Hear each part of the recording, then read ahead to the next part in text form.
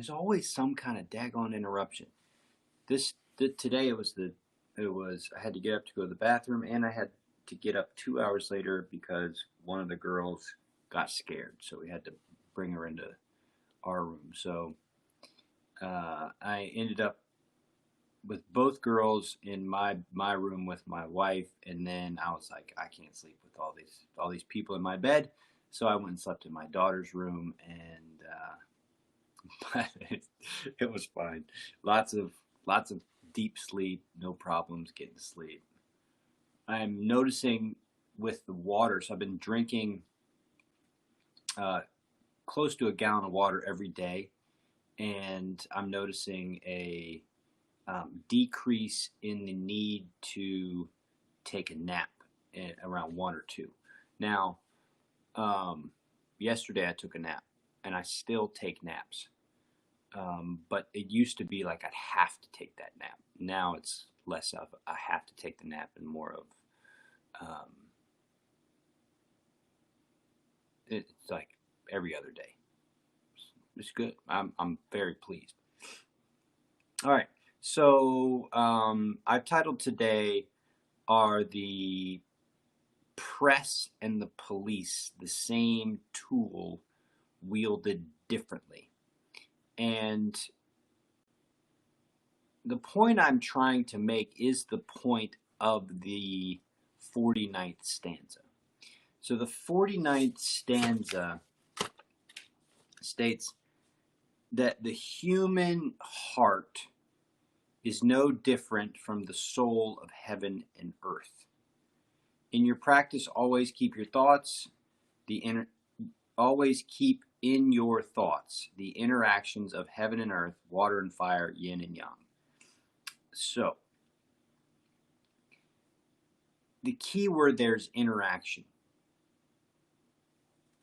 You can look at water and fire and you see those as kind of opposites. You look at heaven and earth, kind of opposites, how they interact. And same with yin and yang, right? The opposites, how they interact. And the key word is interaction. And the reason why that's the key word is because to situate yourself on one side as this is the right side or this is the wrong side, to put any kind of label on that is to miss the opportunity to interact with both. And I cannot stress this enough. Your ability to interact with what shows up is far more sustainable than your ability to pick a side and hope that's the right side.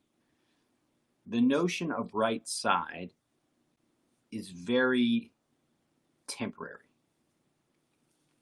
It's not a stable thing. Arguably nothing in life is a stable thing except for love. That's really it. Like, love is the only thing that's constant that you can rely on. Now, it's important that I say the word rely on, because darkness is also a constant, but you can't rely on darkness. Darkness is always slipping away, slipping or pulling or taking.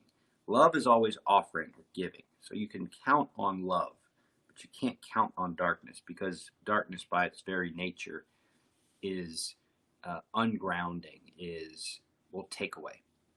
So you can count on love, but everything else you have to interact. You interact with both, and so I bring up the notion of press in the police right now because it's got a real appropriately timed message here. There's a lot of kind of taking sides. You know, the left is using the press as their cudgel. The right is using the police as their cudgel. And by cudgel, I mean thing to use, to hold, and to hammer, right? So I asked the question, are they really just the same tool wielded differently? And so what I want to do is I want to go through the training. We'll go through 4 bells, and then we'll look at this again on the other side of the 4 bells. But what I want to really emphasize is this notion of interaction, okay? And I'm going to I'm going to emphasize what to interact with at these particular points. And then I'm going to talk about this relationship between the press and the police in the context of how you can interact with these two kind of seemingly opposing forces, right? They're seemingly at opposition to each other. And that is, it's kind of by design in terms of how things are articulated. They're articulated in the idea realm, in the realm of the idea. That's kind of how things are. But if you get into the physical realm, things get a little bit different. And then if you get into the spiritual realm, there's this much bigger picture that's always present if you know how to look. So let's do the practice, and then we'll get further in.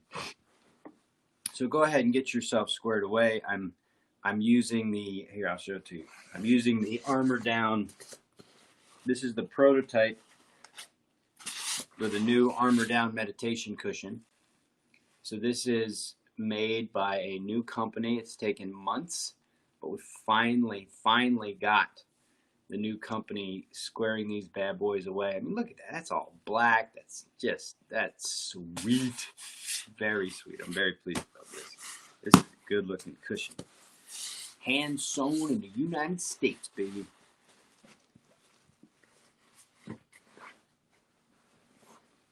All right, so find your seat. What are your cues for comfort? Have you figured this out yet? Have you isolated your cues for comfort, the things that you always look to first? Do you know what they are? Could you tell them to me if I asked you? Do you know what your body asks for? Those are things important to know. So about to go through 4 bells. Once you're comfortable, here comes bell 1.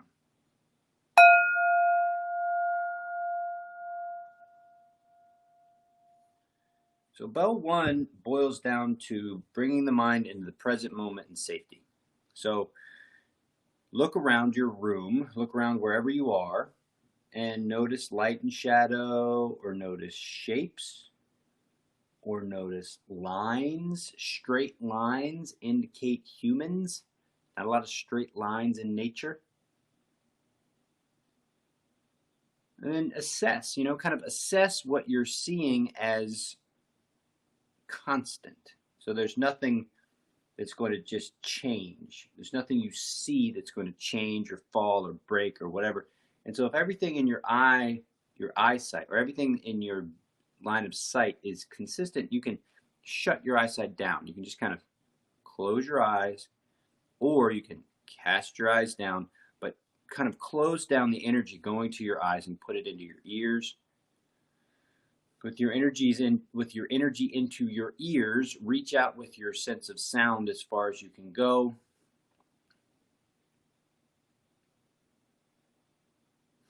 Then notice the closest sounds to you.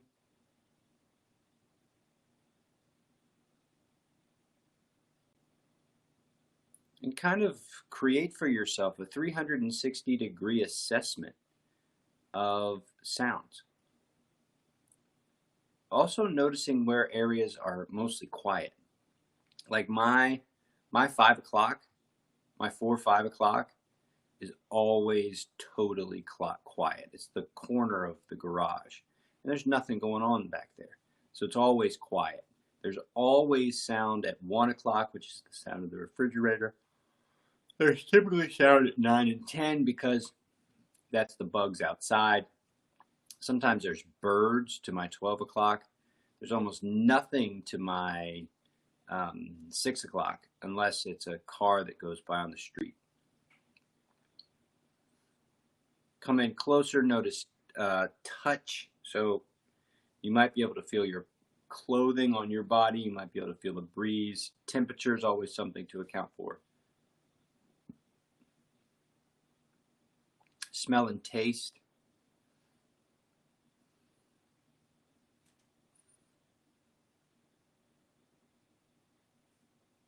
Let's move on. I'm going to shift the attention to the body on second bell.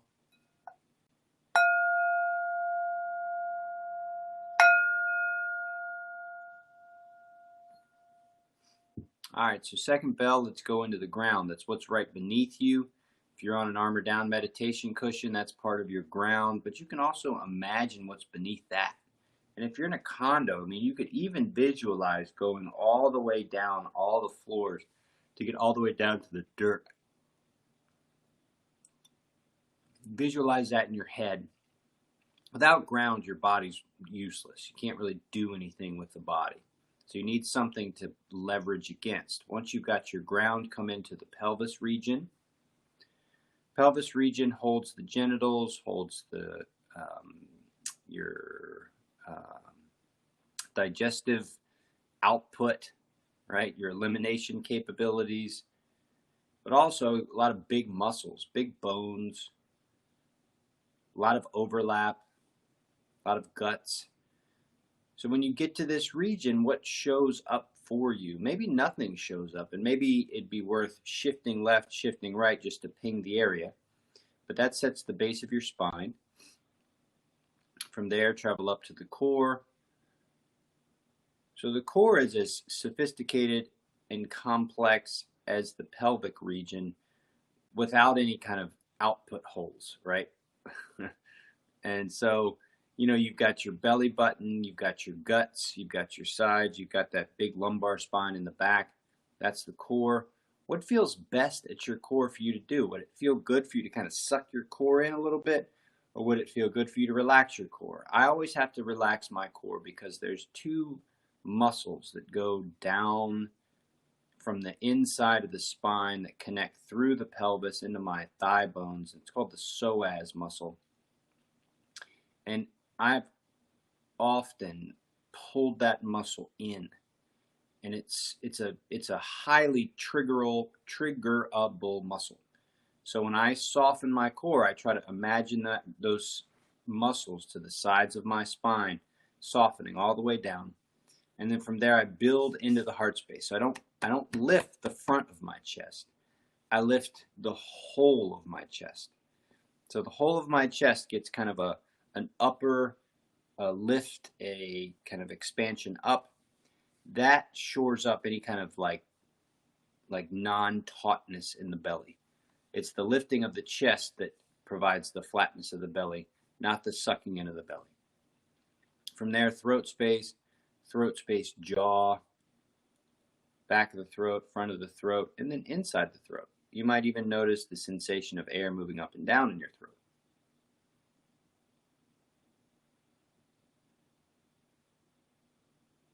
Now get to the top of the head. So you want upright and alert. The bones are stacked. The head is on top. And then from here, let all the muscles of the face all the way down soften. So the muscles of the face soften, eyes soften, cheeks soften, chin, nose, and all the way down.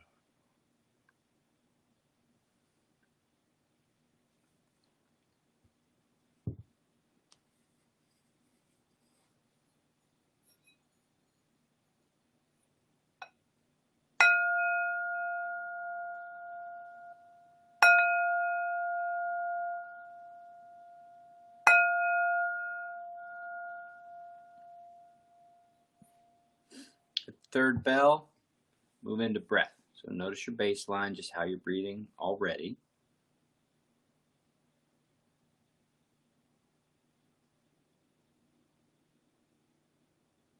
Now let's max out big. And let that go. Now let's max out front to back.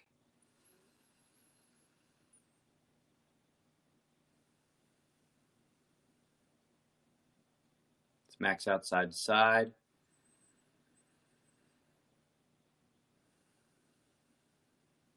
Let's max out up and down.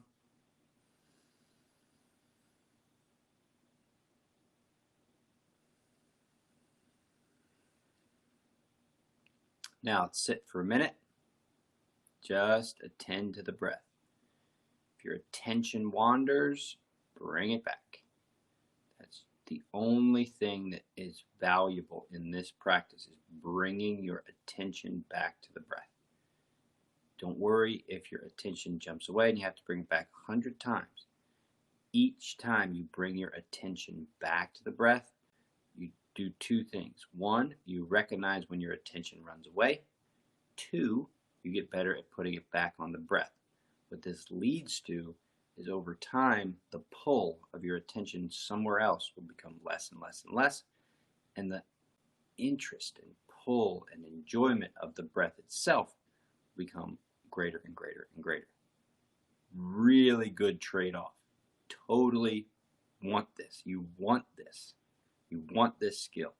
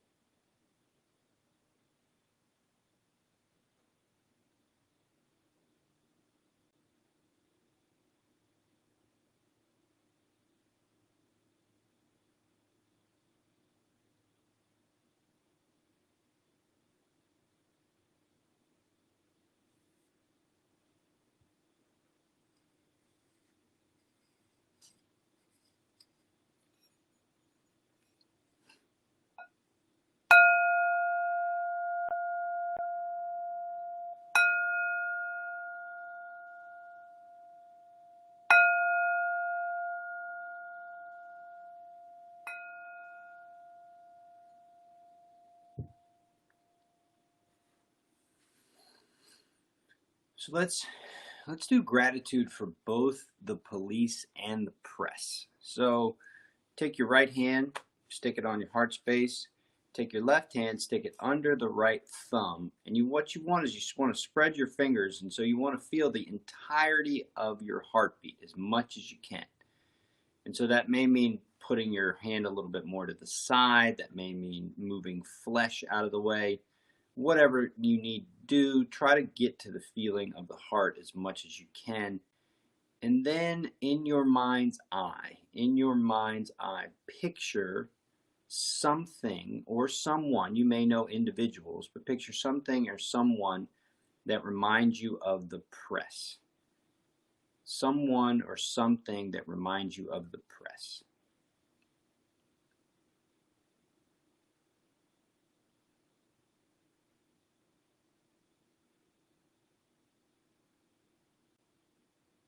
And then offer gratitude in your own mind, in your own way, in a way that's meaningful for you.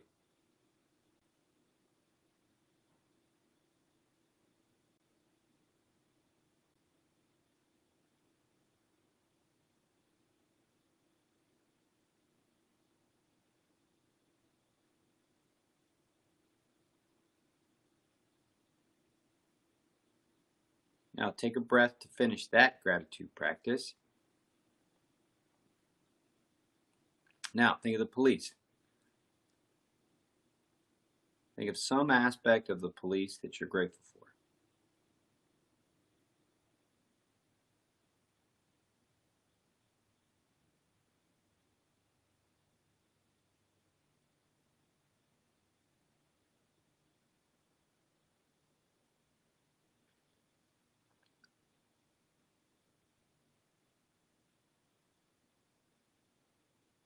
Now to finish your practice, take 2 breaths, and on your exhale, everything floats down and you reconnect to the practice or reconnect to the room.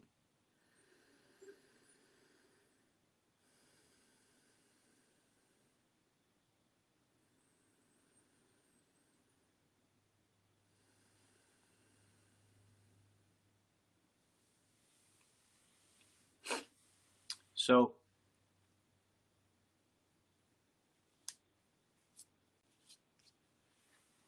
the police and the press, are the police and the press the same tool wielded differently? So let's look at where the current kind of articulation is showing up, who values what. So the right values and has put a lot of emphasis on supporting the police, and that is in direct juxtaposition to the left arguing that the police have become a institution that needs to be defunded and essentially recreated. And so what the two things I want to point out are, and I don't want to point, my attempt is not to articulate rightness or wrongness, but my point is to articulate how these tools are wielded by their supporters. So in my understanding of the way our world is kind of organized at the moment, America in particular, the police represent kind of the body, right? The safety of the body, safety from physical harm. And the press really represent the kind of analysis and the articulation of, as much truth as possible around kind of the state of things. So one side kind of supports the protection of the body. The other side kind of supports the analysis of the human experience. Now, the thing is, without the body, the mind doesn't exist. And without the mind, the body doesn't have the value. Without the mind, the body is just like a dog's body. Like my dog's body is a lot like my body, but he doesn't have awareness of his body. He's not interacting with his body as something that can be cultivated and trained. He's interacting with his body based on just instinct. So without either, neither exist. Okay? So the key piece of this is not to make an attempt to argue for the body or the mind, the police or the press. That has no value. To argue that one is better than the other is to argue that the mind is better than the body, which is stupid because you can't have either without each other. They can't exist. So to argue against either one is just stupid. So the next thing to think about is, well, what's the point, Ben? Why do I care that they're a similar tool?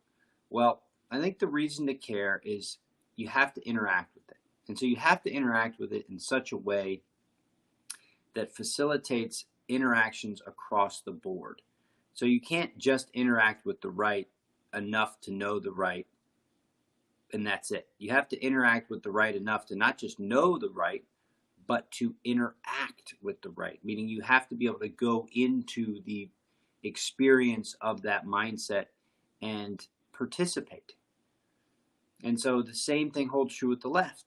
And now the left, it's a different articulation. The left is articulating things with several more steps, I would say, than say the right. So the left is articulating things based off of science, based off of narrative, based off of history, based off of kind of an articulated argument. The police or the right are articulating a reality based on kind of lived experience in the moment, so to speak, like in the moment safety, right? So the left's argument kind of comes together from like scientific analysis, academic paper, study, peer review, academic implementation into the society, right? So it has this kind of like track that kind of the mind, how the mind takes ideas and makes it real, makes it into reality. You could say it's kind of how Black Lives Matter movement has become mainstream. It didn't just become mainstream because it was a powerful message.